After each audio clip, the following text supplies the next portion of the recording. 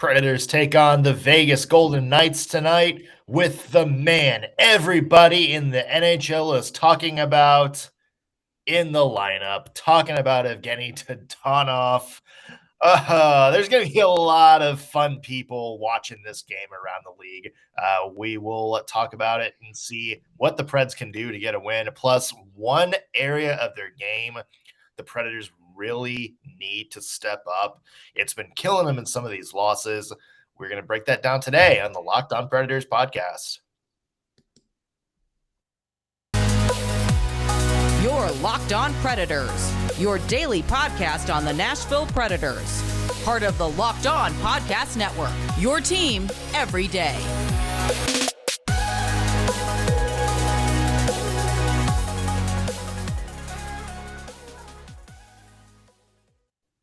Thanks for making Locked On Predators your first listen of the day. I'm Nick Morgan. I'm a writer and editor at ontheforecheck.com. And I have a partner in crime who always remembers to turn her paperwork in on time. I do. I'm Ann Kimmel. I'm a writer at ontheforecheck.com. There is probably going to be a job in the Ottawa Senators front office for you if you want it. Yes. Somebody's getting called in to talk to the head guy because one piece of paper that didn't get stapled together and we have a hot mess in the NHL. And honestly, I'm secretly here for watching this. Yeah. Well, I mean, you get to hopefully watch the Hot Mess Express tonight because I know the Vegas Golden Knights play the Nashville Predators. This is the last game of the Nashville Predators West Coast swing. The Predators, of course, pretty much needing a win at this point to kind of get momentum back. But it's interesting, Ann, because when you look at the standings and you look at the past couple of games, they might not need it as bad as the Knights need it tonight. Very true. This has been really a rough stretch for the Vegas Golden Knights. The Predators are going into this game 7-3 in their last 10. The Vegas Golden Knights are 3-7 in their last 10, and they really were performing much better earlier on in the season, but I don't know what's happened, but they have sort of hit the skids here, and Vegas wants to get this turned around and wants a win almost as much as the Nashville Predators do, but they definitely have a lot of dynamics to overcome in the Vegas locker room after this whole trade deadline debacle. Yeah, let's talk about that a little bit because according to multiple people, including Bob McKenzie, Frank Saravelli, Danonov is expected to play tonight for the Vegas Golden Knights. He is a guy that they're paying $5 million a year for, and he is actually on the books for one more year after this year. So they are committed to him. But he hasn't performed, and that is why he was expendable at the deadline. Obviously, it didn't happen. We know there's a lot of people out there that have pointed out that technically, theoretically, buried in kind of the depths of the NHL trade rule book, they can still trade him. True. They can technically still trade him, but the rule is the reason there's a trade deadline is if there's a trade that happens after the deadline, the player who gets traded cannot play the rest of the season. That is something Vegas, their beat reporters out there say that the Knights are not going to make happen. So, yeah, I mean, if you're Evgeny Danonov and you just got traded, not only that, but in a pretty shady sort of, and look, the Knights, we know it probably wasn't an intentional thing, but the fact that, not only do you get traded, but you get traded to a team you specifically said in your no movement clause you didn't want to be traded to. So now you're frustrated with your bosses for A, not checking that to begin with. For sure. B, kind of seeing you as the expendable piece as you rack up all these giant superstars from around the league. That's awkward, right? I mean, because you're clearly not part of their future plans, but you still have to go and try to help this team get into the postseason. Yeah, this is now, honestly, everybody who is in the hockey world, you understand that these things happen, trades happen. But Sure. this feels a little bit like he was a pawn in a really bad chess game. And I I would I would struggle even knowing this is a business, understanding that these things happen, trades happen. This is how it goes down.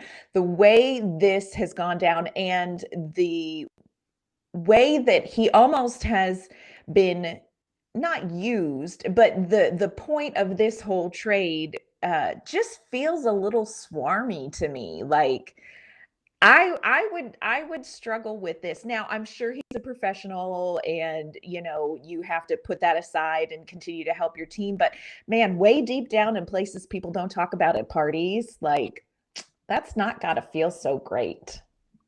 Yeah.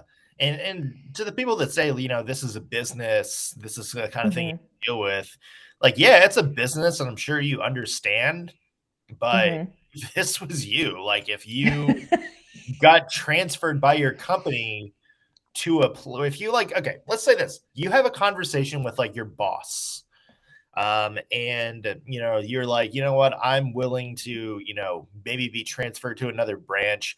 Just don't transfer me to the Tulsa, Mhm. Oklahoma branch. My family doesn't want to live in Tulsa. I don't like the branch, yada, yada, yada. And then the next day they come back and say, guess what? We're transferring you to the Tulsa, Oklahoma branch. You're going to be like, well, what the hell was that whole thing about? Right. So, like, Yeah. it is a business, but it's like the way of doing business. And look, Ottawa screwed up the no movement clause. Mhm. From every report we've heard from the NHL, that seems to be the case, that Ottawa screwed up filing this no movement clause for the league. That doesn't absolve Vegas Mm-mm. of doing their due diligence. If you're going to trade somebody, like if there's somebody that you're clearly going to move, maybe for cap reasons or something like that, why aren't you talking with like the player's agent?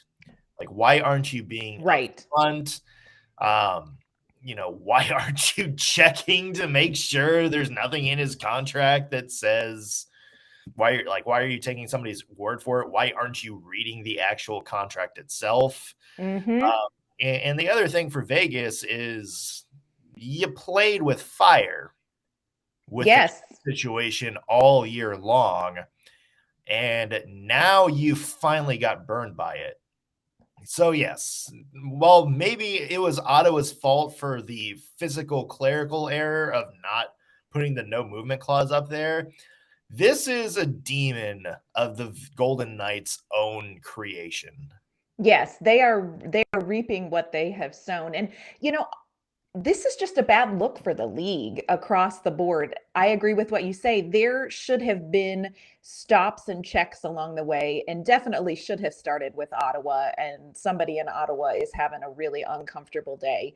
Um, Ottawa should have known. Vegas should have known, should have done their due diligence. The NHL Central Registry should not have announced this trade without making sure. Like, there are so many points along this journey of this trade where somebody should have paused and verified. And I would have loved to be a fly on the wall when the bomb was dropped.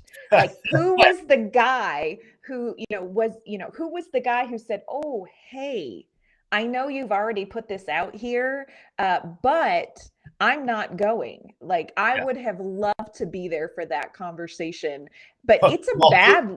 who was the agent? Like, who's his agent? Yes. Because I'm sure that was the fun phone call he had to make. Can you imagine, like, I'm going to pick up the phone now. I'm going to take a minute to gather myself, and then I'm going to just blow this whole thing up.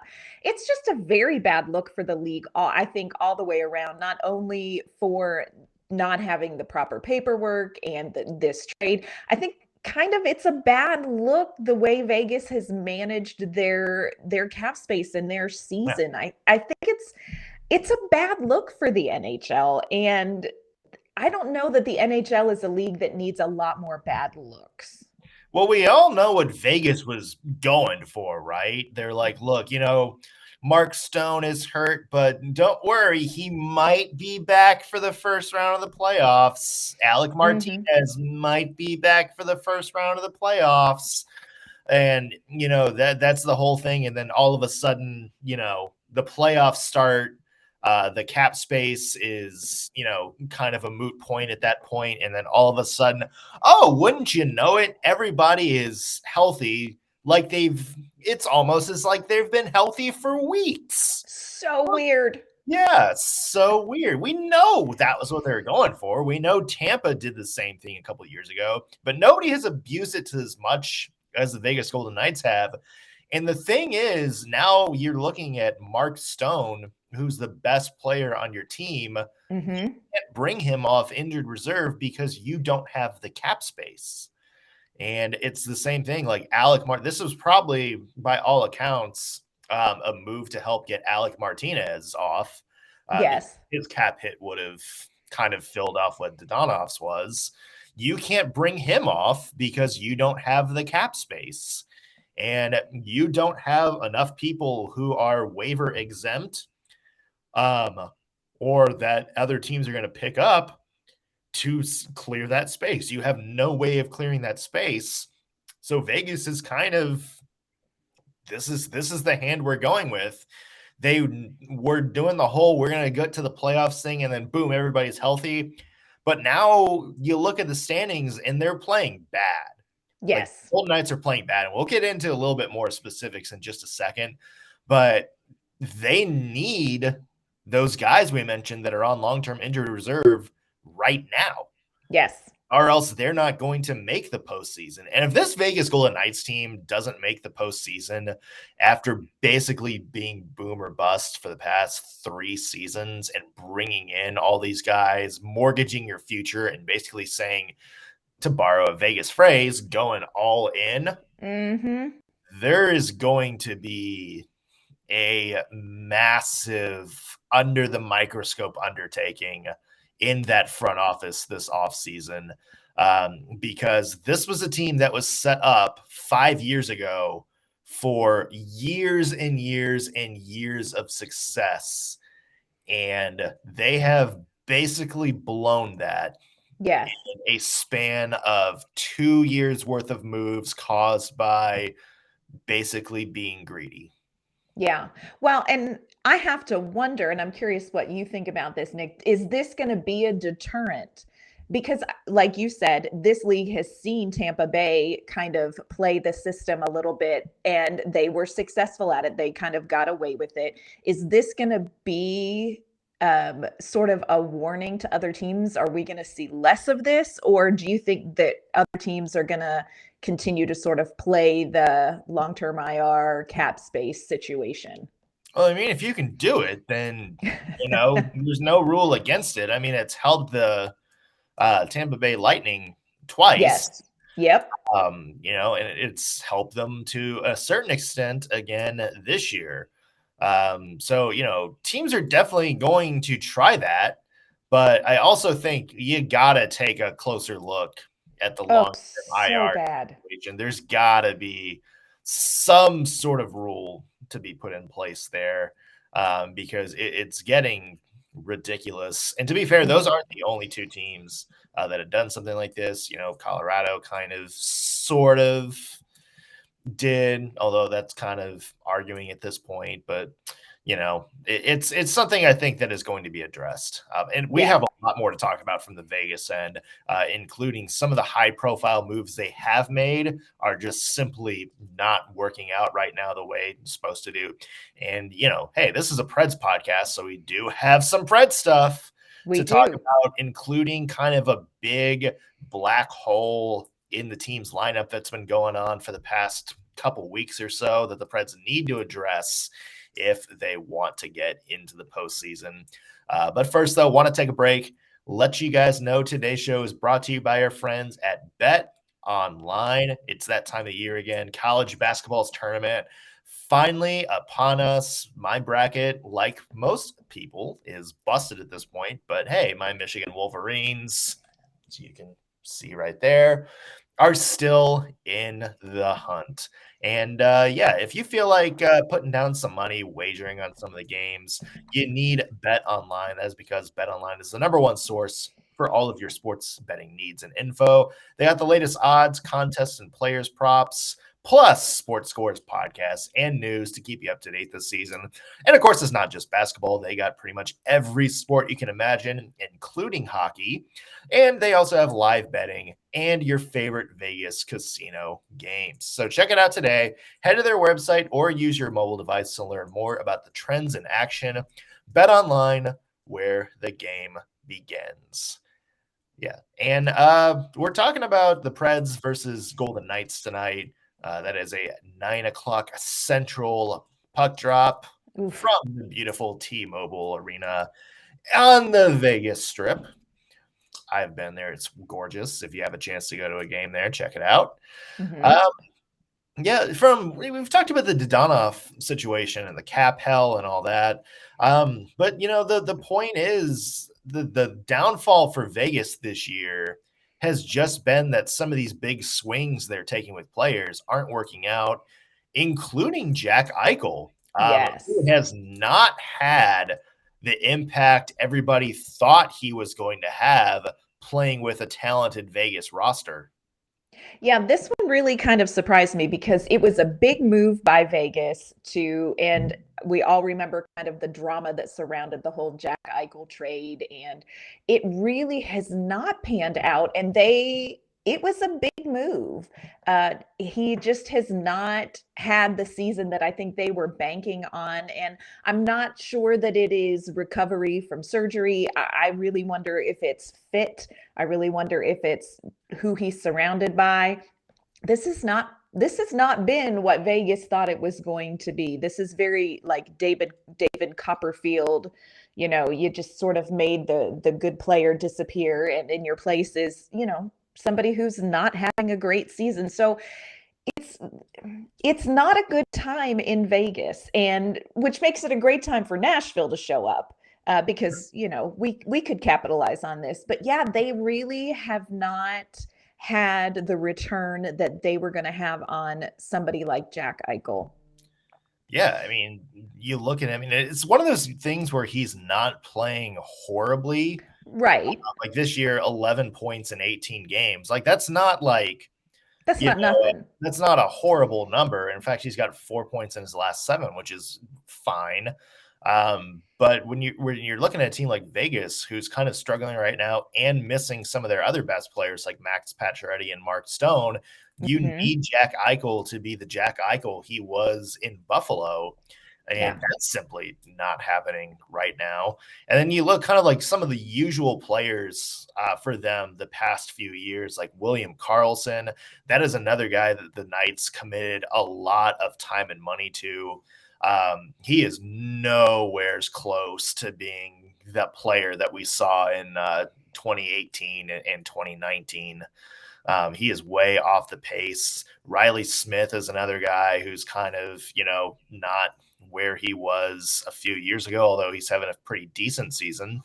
But yeah, I mean, it's just kind of all these like big names for Vegas that just haven't been performing at the level they should, and another guy, speaking of big acquisitions, Alex Pietrangelo has been abysmal this year. Like the scoring wise, fine, but defensively, this is a guy who's a shell of the player he was in St. Louis. Yeah. And, this is, like I said, this is a great time for Nashville to come in, because if you look at Nashville, even though they're coming off of a loss, and we're going to talk about some of the areas where Nashville needs to address some issues, Nashville kind of has the opposite thing going on, where we have these big name players who maybe haven't performed like the team had banked on, finally producing in a really positive way. You have Philip Forsberg, you have Matt Duchene, you have Roman Josi. So you're seeing kind of the opposite happening with Nashville. So this is kind of a great time for this matchup to happen. and see if our big guns can outplay kind of their big guns who maybe are struggling a little bit. This is a great opportunity for Forsberg, Duchesne, Yossi to have a big game. And they need that after the loss to LA, where they really were kind of quiet. Yeah. What's the key, do you think, Anne, to get the Preds kind of back going in the right direction? Because I do think, well, it wasn't like a make or break loss against the Kings, like one that makes you think, oh, this team is tanking, blah blah blah blah blah. Right. Because they have done very well over their past 10 games.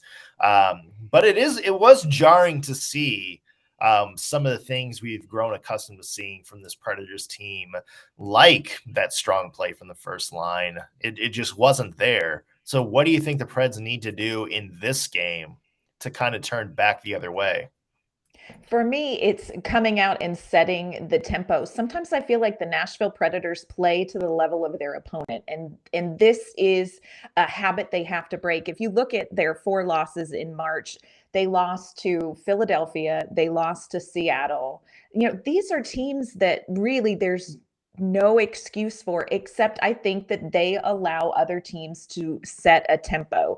And you can't do that. They have got to come out and play to their level and their ability and not to the level of their opponent. And this is one of those games where it could be sort of, I hate the phrase a trap game, but the Predators could play down to the level of Vegas and wind up losing this game. They've got to come out and set the tone, set the pace, get into their style of hockey right away from the start. And hopefully that will circumvent this whole play down to your opponent level. So for me, it's setting the tempo and setting it early. Yeah, well, it's not necessarily playing down to Vegas, because we know on paper Vegas is a fantastic team. I mean, when you look at how much weapon they have, but I agree. Like, you want to make sure that you're on your A game against this team, and I do think you need to be a little bit more consistent with how you play against some of these other teams coming up. You know, you have to treat the Arizona Coyotes and the Philadelphia Flyers like you would the Vegas Golden Knights, Yes. or the Edmonton Oilers, Calgary Flames, Colorado, Dallas, whoever you're playing, you're circling like on the calendar and saying this is absolutely, this is going to be a marquee matchup. This is kind of a do or die game. You need that same sort of energy against games like you saw against LA, where the crowd's not into it really. It's kind of a different vibe, even though LA is still in the playoff hunt right now. But Yeah. it really didn't have that same vibe as they did, like, a couple of weeks ago when the Dallas Stars came to Nashville and everybody knew how important that game was. Yes. And that's going to be tricky, because you're going to play a lot of games down the stretch that feel like playoff games because of where the other team is in the standings right now. It's, those are the kind of games that can maybe determine where the Predators are going to be at the end of the year in the playoff picture. Yes. And then you're also going to have kind of random thrown in games, against maybe lesser opponents. And it's real easy to be like, okay, this is kind of like we can relax a little bit. Like, this is like, this is like the easy project at work while we're, tackling this big thing that's going to determine the thing. But you need those points too. Right. Like, you need those points too. And that's why I think you're right. The Predators need to kind of play every single game as it's a playoff game, no matter who they're against. Well, and they talk a lot. John Hines talks a lot about you don't get too high, you don't get too low. And I think this team really thrives on kind of the underdog vibe. They like to come in and they work well and execute well under the pressure of this team is better than us, but we're going to prove that we can play against against the best teams in the league. And I feel like this team thrives on sort of that mental avenue. Yeah. Where they struggle is when they face teams like Philadelphia or Seattle, where You don't have that we're going to prove ourselves. And it's not necessarily overconfidence, but there's just a different, relief almost. yeah. Because it's like we're not having to play like it's a playoff atmosphere. Like there's not all of this kind of like us against them, Mm-hmm. backs against the wall mentality. It's just kind of a, this is going to be, kind of an easy game. Right. There's not going to be an angry rival at the end. This isn't a team we're going to see at the end. So yeah, I think there's a tendency to kind of be like, take a deep breath and kind of, I don't want to say like half-ass it, but There is something, yeah, there is a vibe, and you can see the results of it when you look at some of these games that the Predators have lost and some of the games that the Predators have won against really, really good playoff teams. So there's sort of this mental, um, it's a mental, they say practice makes perfect, but practice makes pattern. And I think they have to practice going into every game with that mindset of we have to prove ourselves, because that seems to be where this team is most successful from a mental perspective, which I think then fuels their execution on the ice. Well, speaking of proving themselves, there is one thing that's kind of been like a black hole for me for the Mm-hmm. Nashville Predators over the past little bit, and that is the depth scoring. And it's funny because we talk about Philip Forsberg and Matt Duchene and Mikael Granlund and Roman Josi and all these Mm-hmm. people, excuse me, who have been like on an unbelievable scoring pace. And it seems like they're just scoring like 2-3 times a game and kind of individually taking over. And then you kind of look at some of the other guys on the Preds roster, especially the wingers on that second line, Oh, yeah. and it's just been like disappointing. And it's, like take about this, like Luke Cunnin, that was a guy who we thought was going to be kind of a breakthrough player this year. Mm-hmm. 14 consecutive games now without a point. You That's a problem. look at Ellie Tolvanen. We've talked about him this year. He had that 2-goal game the other night, Mm-hmm. which was fun, or 2-point game the other night. But he only has 8 points since the start of the new year. So, these are two guys that, these aren't just, third, fourth line random depth guys. These are the guys that you have playing on your second line. Yes. And they're not getting it done right now. And that was, when we talked about, I know we jokingly are like, bring in Phil Kessel because Who was joking? Who was joking? I wasn't. I think like I wasn't. I was thinking of the great hot dog vendors on the street corners here in Nashville who would have had a field day with Phil Kessel in town. Come on. But going back to that point, yeah, like that was one of the things that the Predators, I think, missed an opportunity to maybe add some forward depth and boost that second line scoring. Why does it always feel, and like we're talking about the Nashville Predators not being able to get two scoring lines going? It's been a hot topic since the year 2008. Mm-hmm. And so they missed an opportunity there. And the longer Cunnin and Tolvanen go without going on the score sheet, the more that's going to go under the microscope as to, okay, did the Predators miss an opportunity to make this team right now better? It definitely is concerning, the second line and the scoring, because it's not like John Hines hasn't been doing things to better equip them. You can say that Ryan Johansson bumped up to the first line to activate Ryan Johansson. I think just as important was putting Mikael Granlund with the second line to sort of activate some offensive action there. Especially Ellie Tolvanen, who was great with Granlund last year. Yes. And so it's not like John Hines hasn't been making some moves to help equip that second line for more scoring. It just really hasn't happened. Now, Ellie Tolvanen, I think, is doing a lot of things very well, but we do need to have another line. I would also say that third line has kind of cooled off a little bit. I would love to see Yakov Trenin get on the score sheet tonight. they're doing, and again, the third line is doing so many things well that it's very hard to criticize this line Yeah. because they really are setting the tone for this team and they're executing well consistently. They're pretty mistake free for the most part, but they aren't finding the back of the net. I thought the fourth line, we've seen some growth in that, but that second line really is, it's just a little bit too quiet for what the Nashville Predators are going to need down the road. And you're running out of time and you're running out of things to do to help that line generate offense. So it is a little bit of a concern. And I am on the record as I was so not joking about Phil Kessel. I mean, I wasn't joking. I was just saying, like, we're like the Phil Kessel bandwagon people now in Nashville. Yeah. And he's not even here yet. Yeah. Oh, you said yet. I mean, a girl are can you hope. predicting something for 2022, 23? Look, I'm here. I did not watch all of these Phil Kessel videos to not stick with it. Like, I'm here for some Phil Kessel in Nashville. Yeah.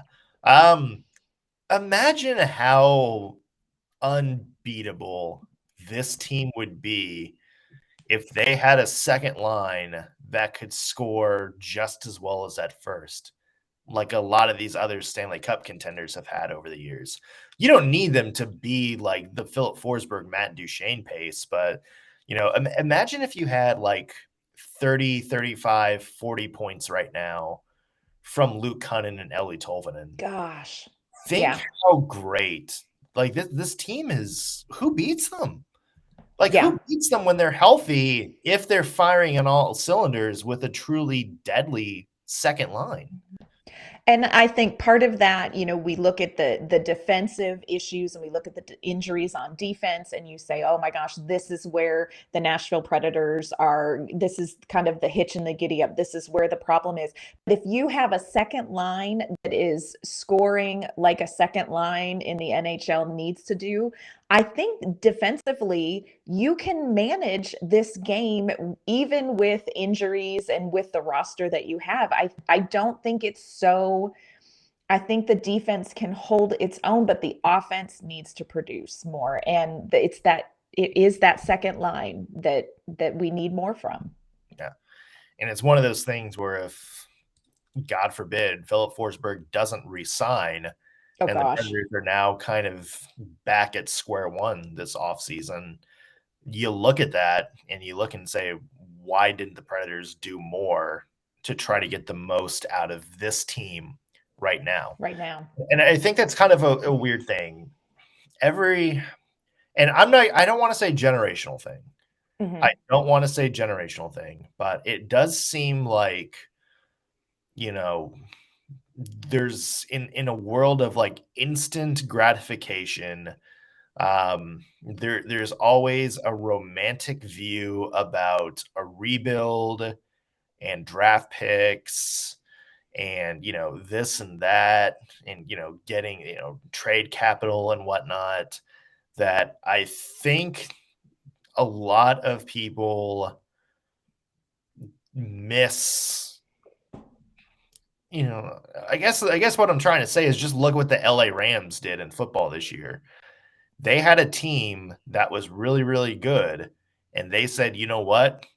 We think we're close enough to go all in right now, Mm-hmm. that we're going to take that risk. And they mortgage their future, but they sure as hell have a great present. Yes. But do you think Nashville should have gone more all in? Yes. I Really? actually do. I do think they should have gone, because I look at the way you have Roman Josi doing something that no NHL defenseman has done since 1994. Mm-hmm. You look at Philip Forsberg having the best season of his career. Matt Duchene is on pace for the best season of his career.